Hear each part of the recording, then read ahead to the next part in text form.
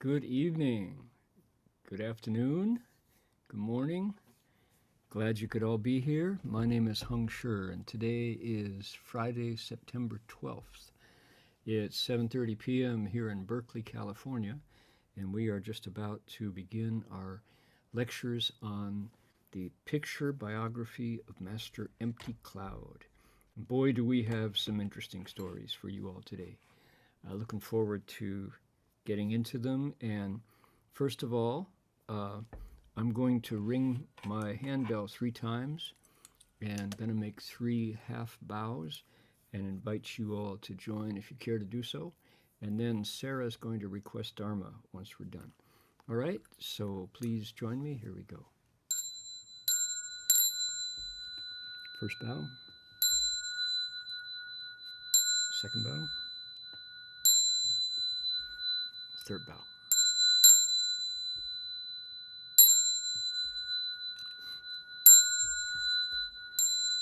Okay, Sarah, if you would like to go ahead and request Dharma, please do it now. 恭敬大德僧听，为此法会集一切众生，请转妙法轮教导我们，如何了生脱死离苦得乐，诸众无生。Will the song go with great virtue, out of compassion, for the sake of this assembly and all living beings? Please turn the wonderful Dharma wheel to teach us how to leave suffering and attain bliss, and end birth and death, and quickly realize non-birth. Namo tassa bhagavato arahato sama sambuddhassa.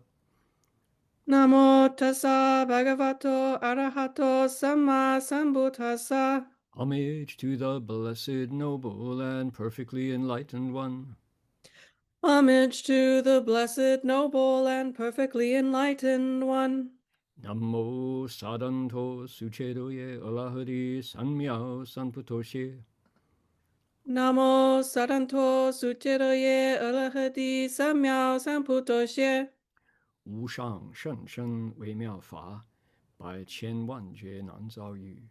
我今见闻得受持，愿解如来真实义。Supreme and wondrous Dharma, subtle and profound, rarely is encountered even in billions of eons. But now we see and hear it and accept it reverently. May we truly understand the Buddha's actual meaning. Alrighty, Sarah, thank you for the Dharma request. Appreciate that. We would like to respectfully acknowledge the Chochenyo Ohlone people who practice their spiritual connections to the earth and to all creation here on their ancestral land for tens of thousands of years. And today we acknowledge them as traditional custodians and original storytellers of these lands. We offer our respect to their elders, past, present, and emerging, and to all First Nations people whose sovereignty was never ceded. 我们恭敬承认Chochenyo Ohlone人是我们寺院所在地的传统叙事者和守护人。我们向过去、现在和未来的长者们致敬，并且向所有从来没有放弃主权的第一民族的原住民致敬。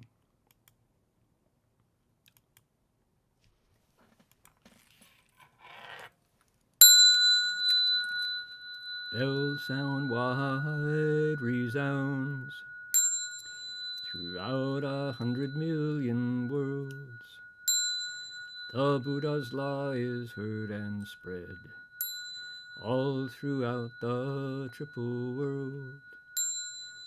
The wondrous sounds that everywhere fill the Dharma realm with peace.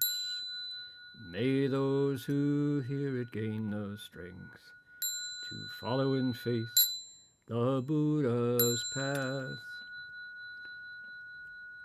众生传3000界内，佛法仰望一国中，共训其法界和平，利益报他诺后的。Okay, there we are. Okay, we appreciate that. Dharma request. We are ready. I'd like to remind everybody, let me say this in Chinese. 如果各位愿意听一种流利的普通话翻译，我们有义工很发心，把我所讲的英语就把它翻译成普通话。那个你的软件的控制板的右下角那里有一个小地球像，那个就是 interpretation，你们看到了没有？那边有中文 Chinese 就可以了，好吧？Also, if you would like a Vietnamese translation of my English, we have a volunteer who is happily taking the words that I say in English and translating them into Vietnamese. So that's available for you in the chat box. Also, if you would like to, in the future, as you just heard Sarah do a Dharma request, I'd love to give that opportunity for anybody. You send an email to Chun Yu, our fearless, vigorous coordinating secretary, and she will get you set up. You don't have to do both languages. You can do one language, and we'll provide the other half if you prefer. Okay? Alrighty. Now, we are going to jump right in.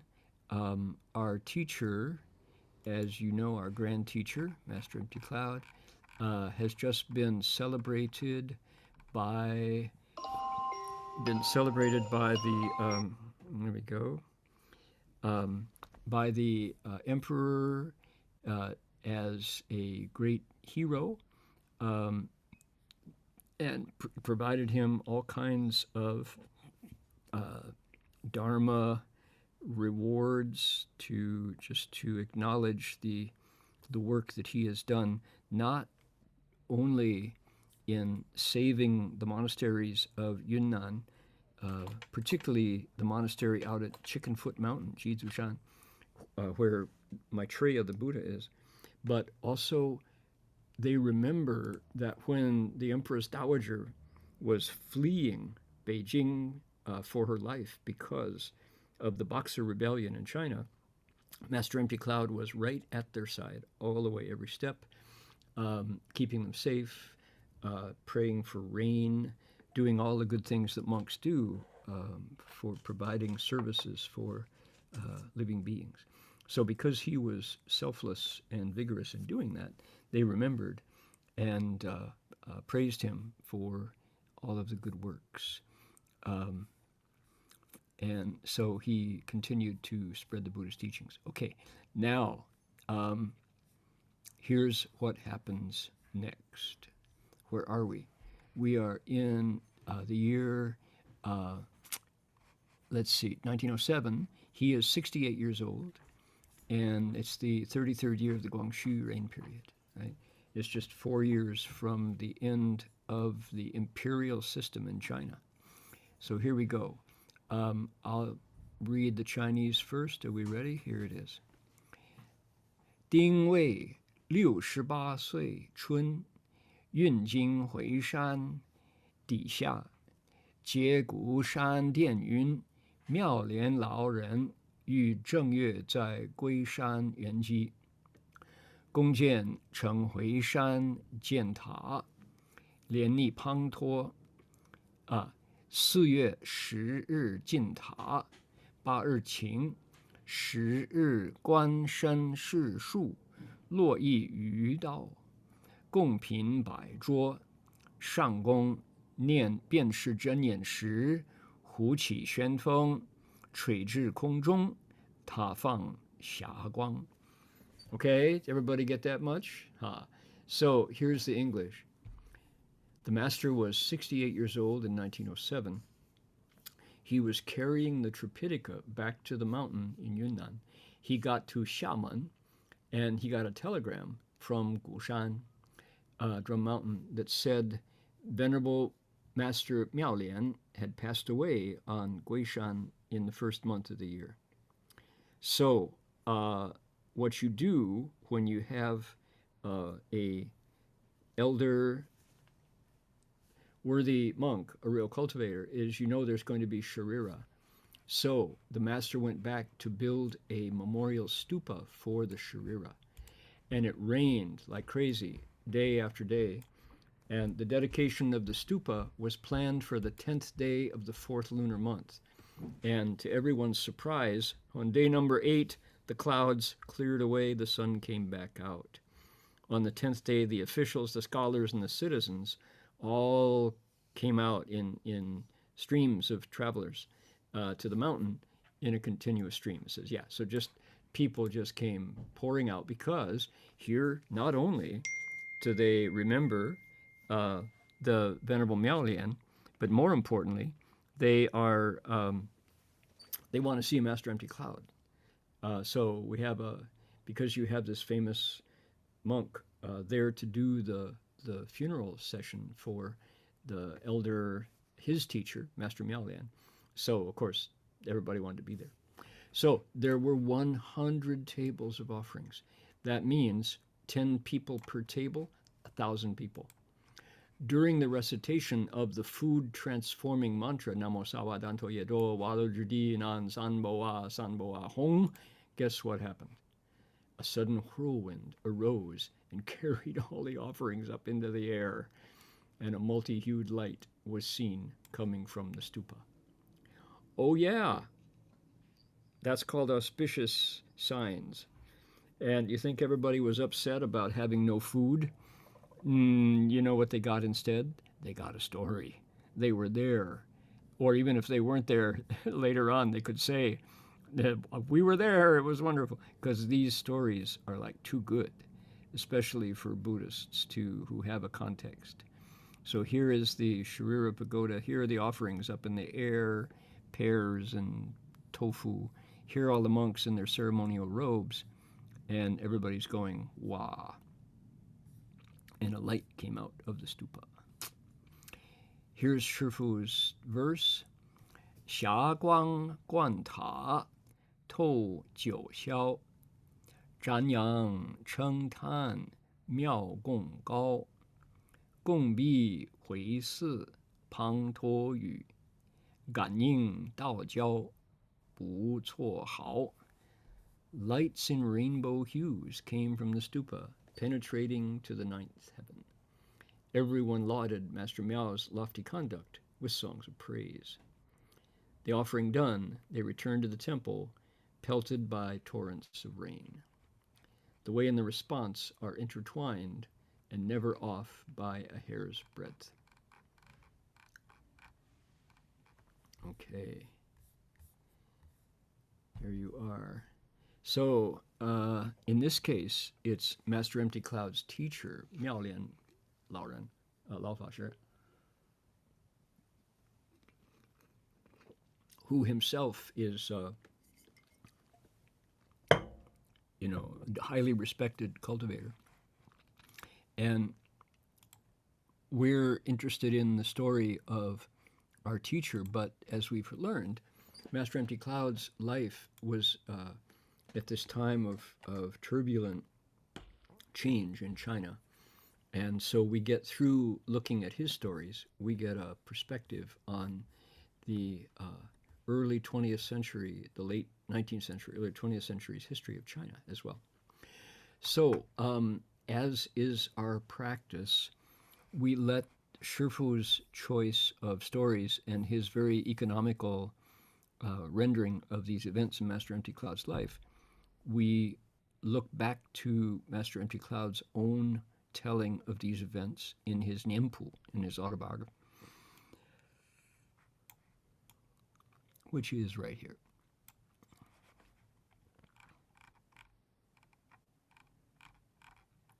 Okay, we get more details here.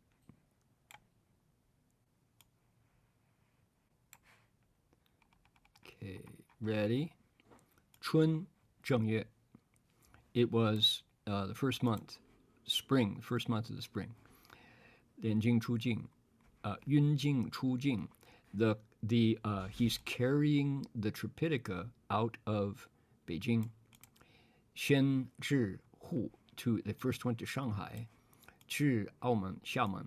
Then they were on their way to Xiamen. Xiamen is directly across from Taiwan. You can actually, if you have, well, I guess you can't really see with your naked eyes, you can't see it, but it's just across the Taiwan Straits. There is an island that belongs to Taiwan, close to Xiamen. You can see that. 春江文军转道量师之部方底下. Okay.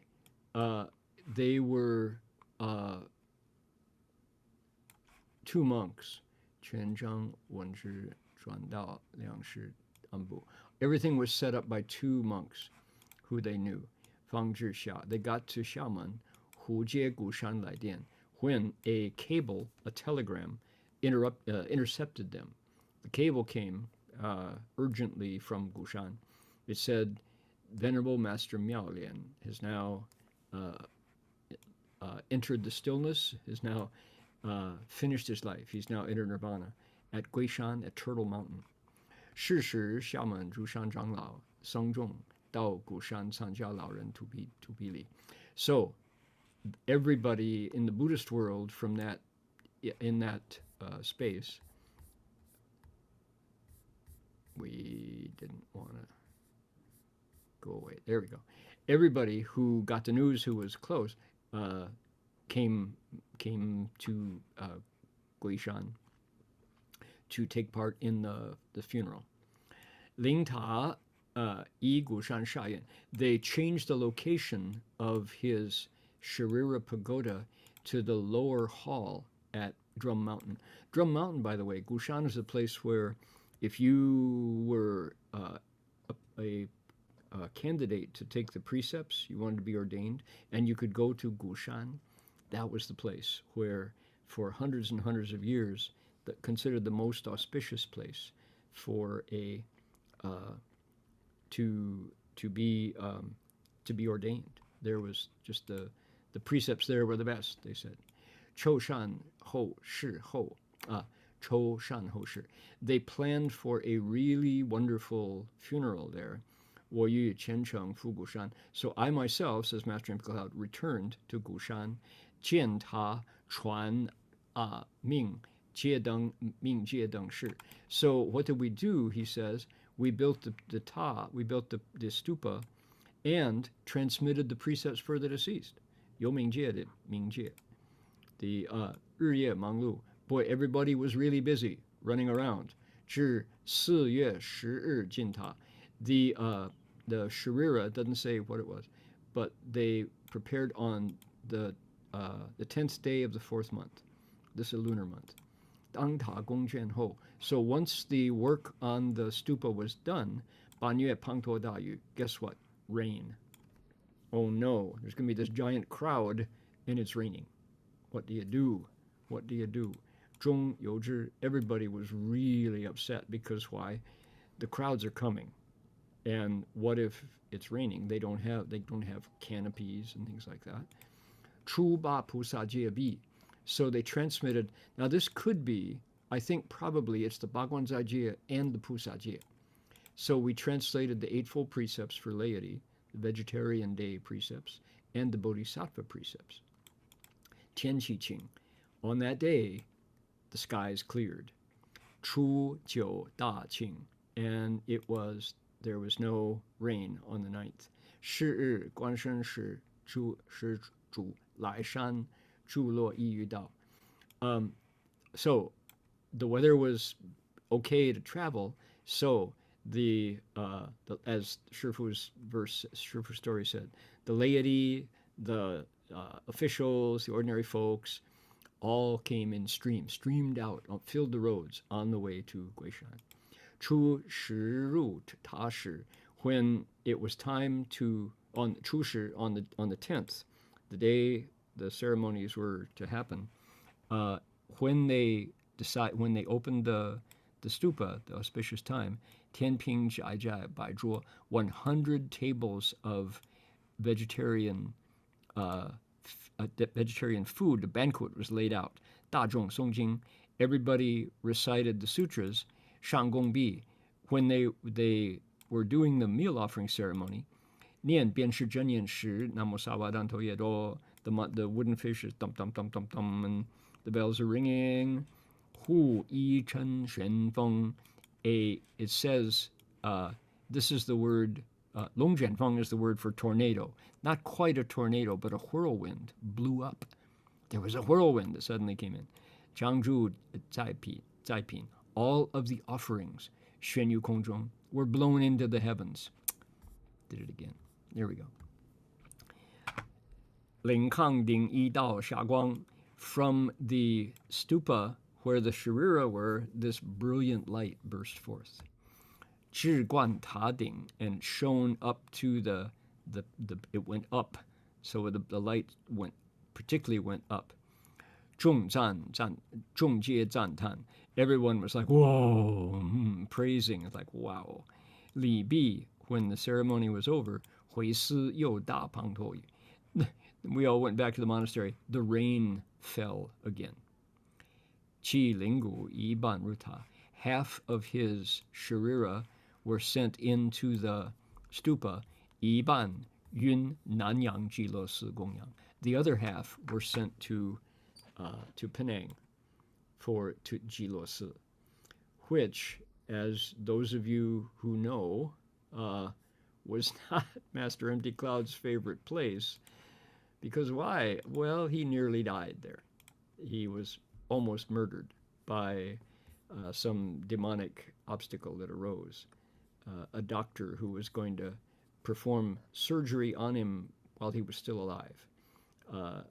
He was going to cut into his body to do some sort of medical research without the benefit of anesthetic. Oh my. So all the same, he is now ready to go back to Ji Lo Si, to Penang, to do what he has to do. Now, as I read this, so what are some of the remarkable things going on here? One is certainly to notice that what's involved in the funeral services of a monk, the status of Master Miaolian. Here he is. This is at Yongquan Si on Gushan. Now, one of the things everybody's going to notice is Master Empty Cloud has long hair, a beard, and a mustache, a goatee and a mustache. So does Master Miaolian. The other thing that you'll notice is Master Miaolian's carrying a fedora, and he's wearing a cape. So you wonder what are the circumstances that allows the monks to dress in a very interesting way, right? So the answer is there it is, Yongquan Si. There we go, Yongquan Si, Flowing Spring Monastery, Bubbling Spring Monastery in Gushan. So yeah, look at the costumes. It's Master Empty Cloud has got heavy robes on. They both do, because it's still the spring and it's cold, especially on the mountain. But Master Empty Cloud has not shaved or cut his hair for quite a while. He's got a hairstyle, and he's 60 years old. His hair is it's not white, His beard is white, and Master Miaolian has got an interesting goatee and mustache as well. So that's the style for elder distinguished monks. Furthermore, he's got a hat. He's got a Indiana Jones fedora, and he's wearing a cape. So so that's allowable in the Chinese Mahayana. That's a different style, isn't it? There he is. And here is a famous photo taken at Gushan. And this, they think, there isn't a certain identification of this one. But they think that the monk in the middle holding his baifu, his whisk, his fuchan, is Master Miaolian, and that Master Empty Cloud is the second from the right. That's the thinking about this ancient photo. So his identity, there aren't many photos of Master Miaolian, but they think that's how we identify. Okay, now when I heard the story, I thought, where? Oh, we're going to identify some of the marvelous events in this episode. One is when you have a funeral for a distinguished elder Sangha member, you, if you know that they're going to be Sharira, Shuriza, you want to build a stupa for them. So here in our illustration, you see the structure that holds Sharira, Shuriza, because there are a lot of practices surrounding a ling ta, a spiritual pagoda, a spiritual structure like this. And our monastery at the Gold Coast of Queensland has a Sholita, has a Sharira stupa right in the center. Furthermore, among the ceremony, among the official things you do is what do you do? You, here we go. Actually, I guess it was in the details. It was in the detailed autobiography. You transmit the precepts for the deceased. You transmit the lay bodhisattva, the eightfold precepts for vegetarian day observances, and you transmit the bodhisattva precepts. So I'm sure there's also a refuge ceremony as well. So there's a lot of activity, and he says they were busy to do this. And so think about, for those of you who are connected to a particular monastery, wherever you're listening from, if you are part of a lay community, suppose your monastery is the location for the ceremonies, you have to come up with the money to fund the building of a structure for the Sharira. The monk has to provide the Sharira. He has to be found. That's not for sure that the Sharira will be there, but somebody like Master Miaolian, that's pretty much guaranteed. And then you have to prepare for all the guests that are coming. Some of these guests are traveling from a distance. They want to stay. They want to spend the night, 2 nights a week. There will be visiting Sangha. They have to be housed and fed. You have to provide the crowd control for the people getting safely from their carriages, from their the rickshaws, or the what are they called? Where you palanquin. A palanquin. Do we know what a palanquin is? Where, let's see if we've got a. Here we go. Chinese palanquin from early 20th century. Let's see here. Here we go. Yes. There it is. Before the days of motor cars, this was how people got around, like this.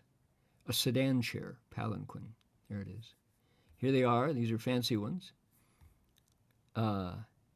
Traveling distances, right? So if you could afford it, this was how you traveled. And of course, the more people carrying it, the lighter it was. But some people would say, oh my goodness, that's slave labor? No, it's a livelihood for somebody who is strong. You can earn some money using your strength. So that's a how people would arrive, and you need to provide space for the palanquins to, and you have to call them in, call the sedan chairs for the people who are elderly or can afford it, right? So a lot of stuff going on. Now, what occurred to me, oh, let's see what else. And then, of course, the rain stops. Yes. Okay. So you have 1,000 people coming of all different kinds. You have the Sangha members, you've got the local politicians, you've got the curious and the Buddhist faithful coming. What if it rains? Oh, my. Do you have halls that can host all these people? No. And so what do? People don't want to get doused with rain. So what you do is you invite Master Empty Cloud, and his virtue clears the storms, postpones the storms, to the point where once everything is over, he gives the word, and the Long Wang, the Dragon Kings, allow the rain to return. Yeah, that's very useful, very helpful when you got a monk with virtue like that. Now, in our world, with our teacher, there is a story about the opening of Cixing Si, the opening of Flourishing Kindness Monastery on Dayushan in Hong Kong at Landau. So let's see, we're gonna go back out here and show you. Here we go. So, Cixing Monastery, Dayushan, Hong Kong. Okay, here we are. Take a look. Oh, that's Cixing Si. We want Cixing Si. Sorry, friends. Cixing. Maybe we can do, here we go. Let's do the current spelling. Cixing Monastery, Landau, Hong Kong. Bolian Lingyan Cixing. There we go. That's how it's spelled. Cixing Monastery. Oh. Close this. We want to. All right.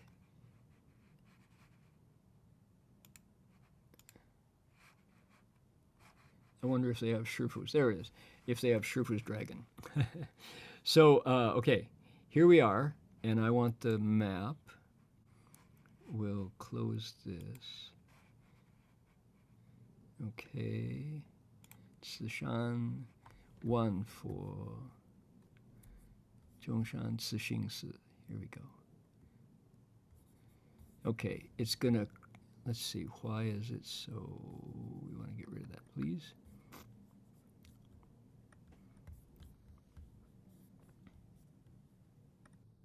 There we go. All right, here we are. So,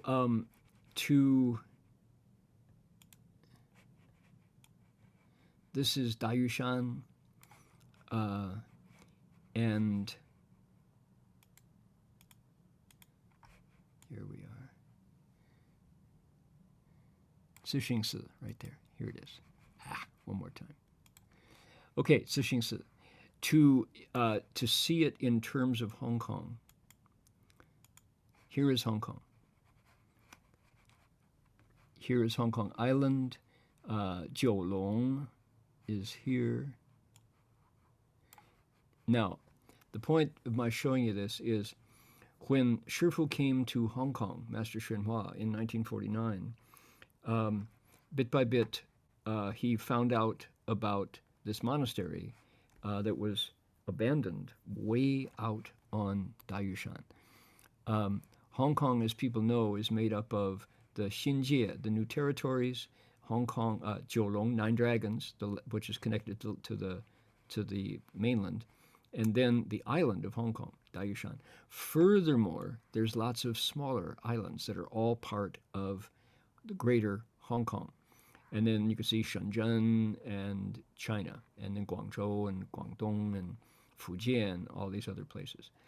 So this monastery, Shifu found out about it. It was kind of a what do you call it? A resort structure, but it was in ruins, and Shifu had to rebuild it if he wanted to turn it into a monastery. So he was living at the time at Fojiao Jiangtang in Paomadi in Hong Kong, and also at Shilo Yansi, Western Bliss Gardens, which is deeper into Hong Kong. And he had to rebuild. He had teachings to give, sutras to lecture on, people to take care of in Hong Kong, but he wanted to rebuild Sixing Si. So he would, in the morning, load up building materials, including nails, wood, concrete, cement, that is, and tools, and then start trekking. He would take a ferry, which was 3 hours from Hong Kong, over to the closest landing spot. Then you had to, that was a 3 hour ferry ride. Then you had to walk up to a village, and then from the village, which is 3 hours walk, and then walk 3 hours further up the mountain to Sixing Si. That's how you did it. And he would do it with as close to 100 pounds as he could carry by himself, dump it off. There were monks who were living there. He provided food for them. He would carry food up on his back and then turn around and run back to Hong Kong, same trip, 3 hours, 3 hours, 3 hours, 9 hours travel, to get back and lecture at the monasteries. So he did this until his hair turned white. And yet he was ready for the grand opening, the Kaiguang at Sixing Si. And he told the lay disciples, he said, okay, he said, and in Hong Kong at the time, when you did a banquet, the tables seated 12, not 10. So he said, 100 tables. Let's get 97, he said. Well, we'll do it. Well, let's get 100 tables ready. So that means more than 1,000 people with 12 people per table. So they ordered that much food, and the rain fell, and the rain and rain and rain and rain. And out on the mountain were young people and close disciples. Madalena Tanmujie and her sister and mother and father were there. And many people planned to go, but they were afraid because rain. It was raining heavily. So what did Shifu do? Shifu invited his Dharma friend, Tongcan Daoyou Xulang Fashi, who was known far and wide as Hong Kong's best ceremony monk. He really knew the way to do it. Plus, his voice was just so resonant. I had the opportunity to hear Xulang Fashi Chang Song, and oh my goodness, it was something to hear. He had the sound, and so he was doing the Yanko, the ceremony for releasing mouths who's releasing ghosts whose mouths are aflame. And so they were doing that to purify, just the way Master Empty Cloud did the Yomingjie and the other kinds of precepts. So Shifu did the same. And so what are you going to do when you have these huge festivals are planned and the rain is falling? Well, if you're a monk with virtue, what you do is you tell the dragons to stop the rain. Of course. So he did. Here we are. And the rain stopped. Here is Shifu's dragon that he, Fei Long, that he created. It's been repainted. At the time, it wasn't so pretty, beautifully painted. This is Sixing Si. To get there, you had to climb 1,000 steps up from the village. And as the story goes, the villagers, seeing how much heavy work was involved, were not interested in doing any kind of, they weren't interested in helping. So what did Shifu do? At one point, he did 3 steps in 1 bow past the village, Sixing Si. 入世门同修善果，到此地公正菩提. So when you enter this gate, when you go through this gate, together we cultivate wholesome fruition. When we reach this place, we ensemble, we realize Bodhi. And you cross the little stream and up you go up the mountain. So people got the word, this is Master Xuanhua's celebration. So they set out on the long journey, and the rain stopped, just the same as Master Empty Cloud. And 97 tables of vegetarian food were consumed. So Shifu was estimated almost exactly the number of people that were coming, and so they were able to host for the Kaiguang, for the opening, the dedication of Cixing Monastery. An amazing, amazing story. And the, what do you say, like teacher, like disciple, right? So here we are. Let's see how this, there we go.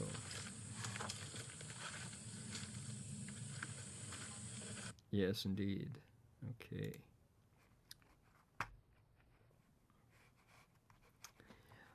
Here is another, let's see here. Here's a photo of Master Hua at Cixing.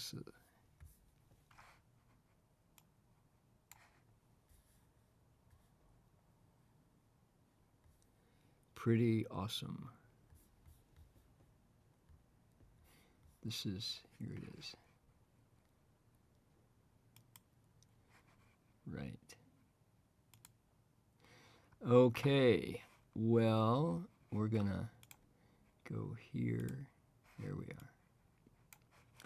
All right, now, so that's a little bit about Master Empty Cloud's incredible virtue in, we'll put that away. Here we go. So the amazing virtue of our grand teacher, and when you have someone whose cultivation can move heaven and earth, and Tianlong Babu, and particularly the Long, the dragons, you can have amazing responses like this. Okay, now one more.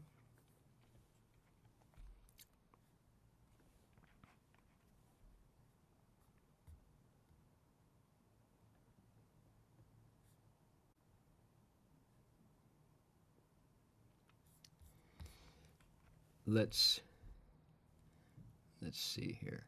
Okay, what we're going to do, we're going to save this one for next time.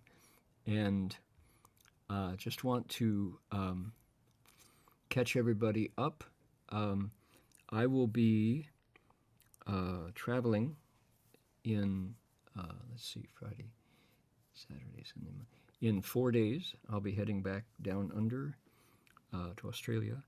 And for those of you joining online, nobody will know the difference because I'll be doing my lectures, as always, for those of you who tune in on Zoom or YouTube. And I'm looking forward to going back to keep the turning the Dharma wheel in the land down under, and everything. This is the end of my summer, and as people who have been watching regularly know, my attendance here has been really spotty because of the travels. And 2 weeks ago, we tried to do this lecture from, we tried to do the Sunday night lecture from the Redwoods, and the internet broke. It didn't, I wasn't able to do it. And poor Dharma Master Jinyong was stuck having to cover.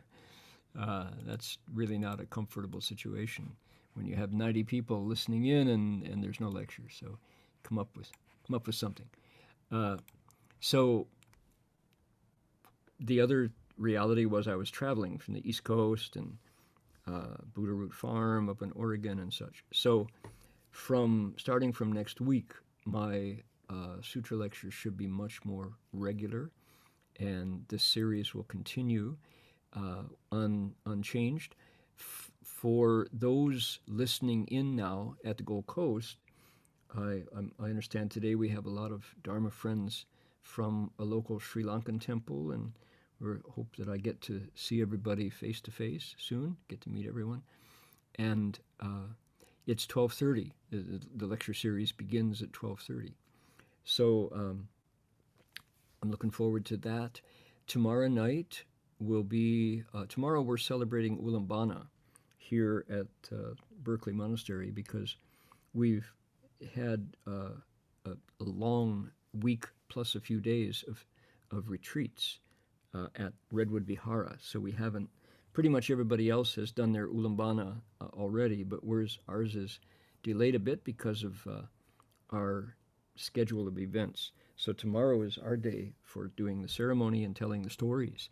Ulambana, Ulampan Fa Hui, is one of everybody's favorite stories because it's a story of a disciple, Mohamujenlian, Mahamadgayayana, whose mother passed away, but who did not forget his mother. He remembered her even after she was gone, and he wanted to provide for her well-being in the afterlife. And because this disciple was unusual, he was able to see. He had what is called Tianyan Tong. He had the Deva eye, and so he was able to see where his mother had gone. And guess what? Oops, mother had fallen. She'd fallen into the realm of ghosts, and she was suffering because of her karma, because of the things that she had done while she was alive. So he was distressed to the max. Luckily, he went to see the Buddha and was able to do so. And he said, Shizun, Bhagavan, what do I do? How do I save my mom? She's really suffering. And the Buddha kindly said, no worries, no problems. We have a method, he said. So he instructed Madhgayana how to gather all the monks who were back from, they were doing the thing that the Buddha instructed his monks to do during the rainy season in India, which was stay home. And their time staying home was just up. They'd been doing the summer retreat, the rains retreat, they're called, for 90 days. And now that was over. And so they were about to go out and walk the roads again, and receive alms and go on hikes and go on pilgrimages and all. So Buddha said, okay, Madhgayana, all the monks are here. He says, and tell the lay people that they have a chance to make incredible blessings for themselves if they want to make offerings to all the monks here. So the word got out. All the lay people brought what are called basins, ulampan, pan, panza. They brought their plates and platters full of food and clothes and bedding and medicine and all the good things that support the lives of monks and nuns. And the monks and nuns, in turn, recited sutras and mantras and Buddha's names and Bodhisattva's names, and they transferred the merit, and sure enough, Madhgayana's mom was released from much of her suffering. So Madhgayana was so happy, and then he went and said, hey, it worked for my mother. Will it work for other people's mothers? And how far back? What about mothers' mothers? What about generations of ancestors? And the Buddha said, good heart. He said, yes, I'm glad you thought beyond your own well-being. He says, if the lay people make the offerings, if the Sangha does the cultivation and the practices, there will be benefits for everyone. So this is the teaching of Ulambana. And because the heart of it is not forgetting your ancestors, your relatives, this story has moved people in Asia in every culture. So it's gone to Korea, it's gone to Japan, it's gone to Singapore, Malaysia, Vietnam, all over. In Japan, it's called Obon Matsuri, and everybody dances and puts on special clothing and eats special food and sings special songs. And it's all about filiality, just not forgetting your ancestors and your parents. So that's tomorrow for us. And I think pretty much everybody else has already done their Ulaanbaatar ceremonies last week or the week before. So we're, because of our events this last couple weeks, we've postponed it a bit. So this is one of Buddhism's best stories, and because it connects to people's filial circuitry, what do you call it? It's our gun, our roots, our capacities for gratitude to our parents. So Ulaanbaatar is one of Buddhist Asia's favorite holidays. It's called Mu Lian Jiu Mu, among other things. Madhyayana saves his mother. It's called, there are operas, there are Chinese operas, and Hebei Bang, so different regional plays that include acrobats and music and singing and storytelling.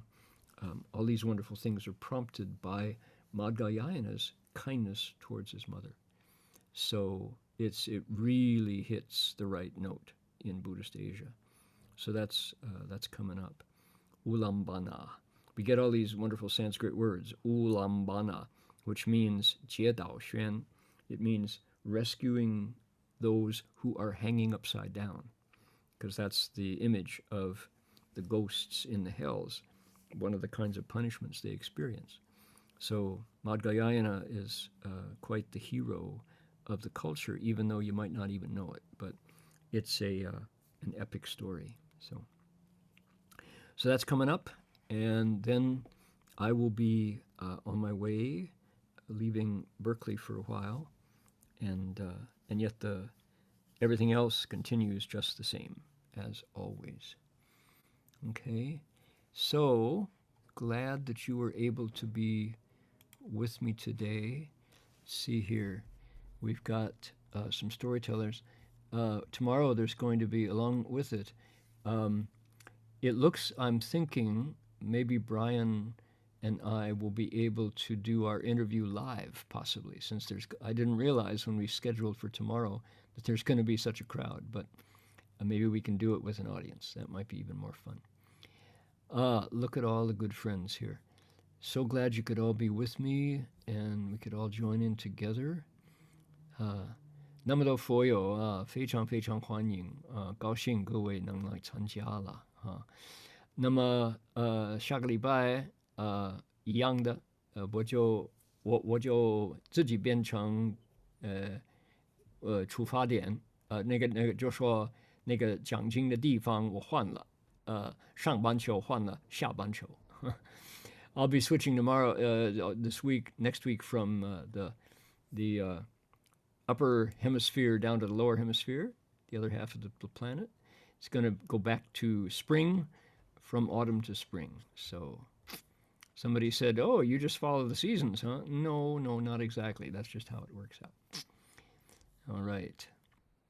Glad to see everybody's here. All the regulars, I will miss you, those whose company I've been able to keep for these months here. But I'm looking forward to connecting once again with the family down under. So, right.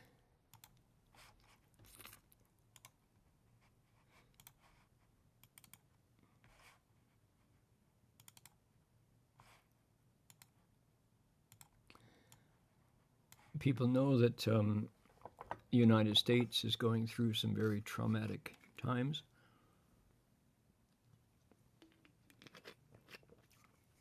Medicine Buddha has medicine for nations as well as individuals. So I'm going to dedicate merit to our, not just that sounds to a country, going to dedicate merit to a people that we can find our peace and harmony without bloodshed. That's a wish.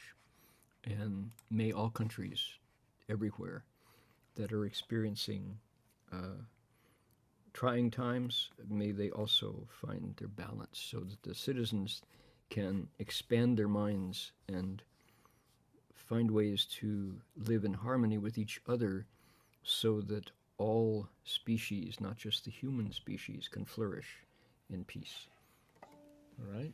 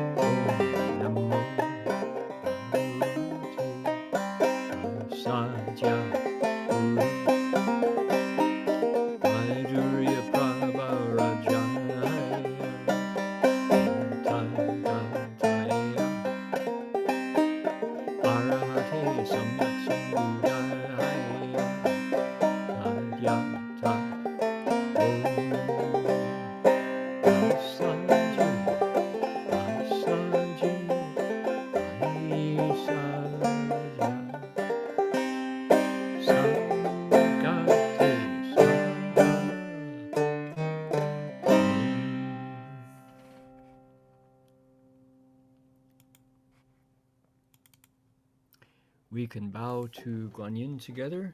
If you care to join me, here we go. First bow, second bow, third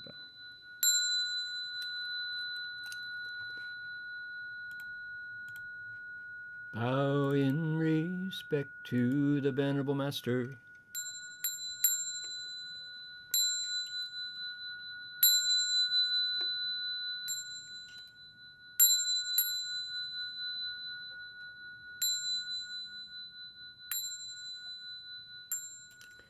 Well, that's going to do it for us for today.